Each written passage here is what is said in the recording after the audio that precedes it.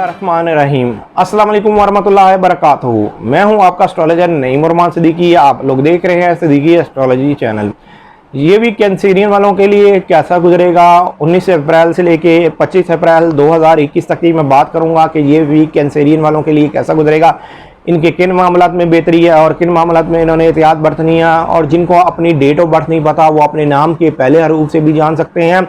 क्या आप कैंसेरियन तो नहीं, क्या आपका बुर्ज सरतान तो नहीं। अगर आपके नाम के पहले हरूफ हे और ए से शुरू होते हैं तो आप भी कैंसेरियन हैं और आपका बुर्ज भी सरतान है। उससे पहले जिन लोगों ने अभी तक मेरे चैनल को सब्सक्राइब नहीं किया उन लोगों से गुजारिश है चैनल को सब्सक्राइब कर लें, साथ ही बेल आइकन को पुश कर दें ताकि मेरी आने वाली हर वीडियो आप तक आसानी से पहुंच सके।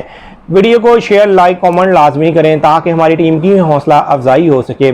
कैंसेरियन वालों के जायचे के 10th हाउस के अंदर मरकरी और सन है। मरकरी और सन का आपका यहाँ पर 10वें घर के अंदर ही करान होना है। ये करान होने की वजह से आपके जो रोज़गार के मामलात हैं, इज़्ज़त और वक़ार के मामलात हैं, जो आपके रिलेशंस के मामलात हैं, उसमें ज़रूर बेहतरी आती हुई नज़र आएगी। अगर आप 25 डिग्री की पैदाइश हैं तो इन मामलात में ज़रूर आपके बेहतरी आती हुई नज़र आएगी। लेकिन मैं यहाँ पर कैंसेरियन वालों को एक चीज़ बता दूँ कि ये वीक के अंदर जो स्टार्स की चेंजिंग हो रही है वो आपके लिए बहुत ज़्यादा पॉजिटिव चेंजिंग हो रही है। आपके जो मामलात 9-10 महीने से रुके हुए थे अब वो मामलात में बेहतरी आती हुई नज़र आ रही है।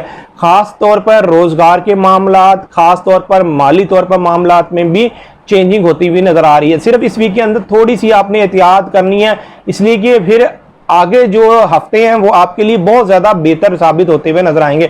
वैसे भी जो आपके 11th हाउस में वीनस और यूरेनस है, यहीं पर मरकरी और सन ने भी आ जाना है। जब इसने मरकरी और सन ने आपके 11th हाउस में आना है तो इसने आपके 7th हाउस और आपके जायचे के 3rd हाउस को एक अच्छी नज़र से देखना है।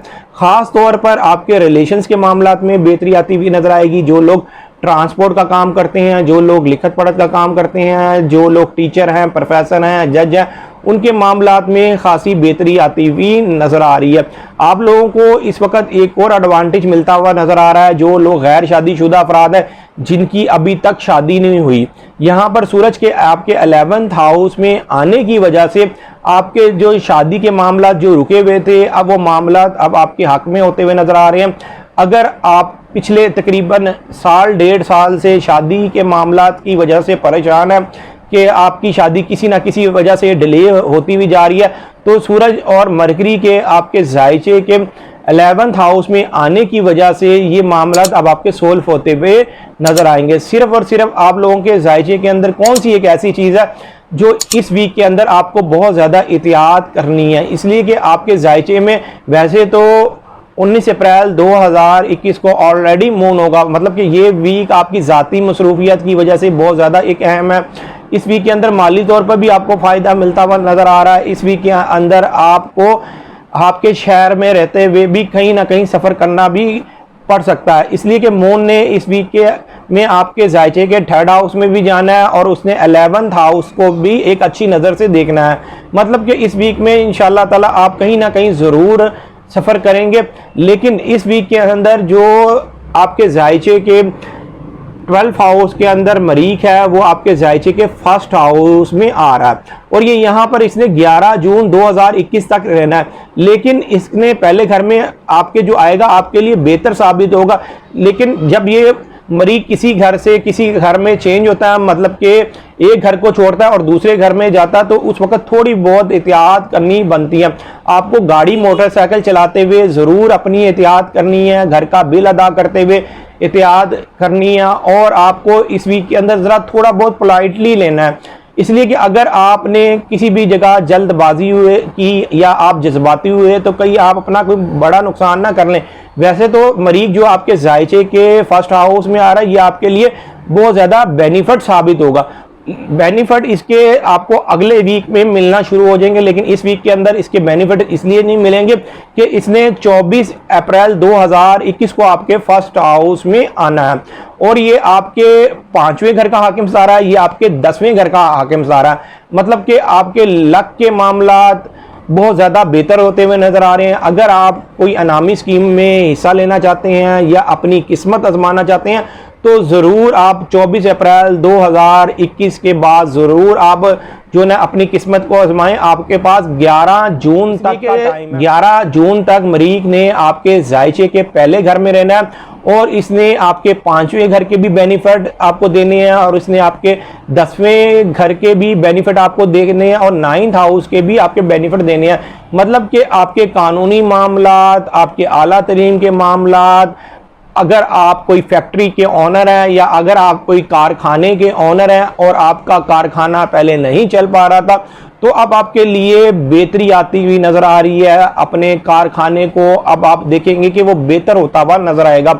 जो लोग ईंट का काम करते हैं, जो लोग जैम्स का काम करते हैं, उनके लिए भी ये वक्त बहुत ज़्यादा बेहतर साबित होने वाला है, इसलिए कि मरीख के इस घर में आने की वजह से आपकी जो किस्मत के मामलात हैं वो अब आपके हक में होते हुए नजर आ रहे हैं। आपने जल्दबाजी नहीं करनी, जज्बाती नहीं होना और गुस्सा नहीं करना। अगर आपने इन चीज़ों पर कंट्रोल कर लिया तो आप देखेंगे कि आपको ये 11 जून तक आपको हर एक मामले के अंदर बेनिफिट मिलता हुआ नजर आएगा। इसलिए कि मरीख तो वैसे आपके 5वें घर का हाकिम सितारा है, ये आपके 10वें घर का हाकिम सितारा है, लेकिन जो 5वां घर है ये आपकी लक फैक्टर है। 9वां घर को भी लक फैक्टर गिना जाता है और ये जो 5वें से 9वें घर को भी नजर बनाएगा और पहले घर से, मतलब कि ये तकून नजर बनेगी। पहले घर की जो नजर बनेगी 5वें घर से के साथ भी बनेगी और 9वें घर के साथ भी ये नजर बनेगी।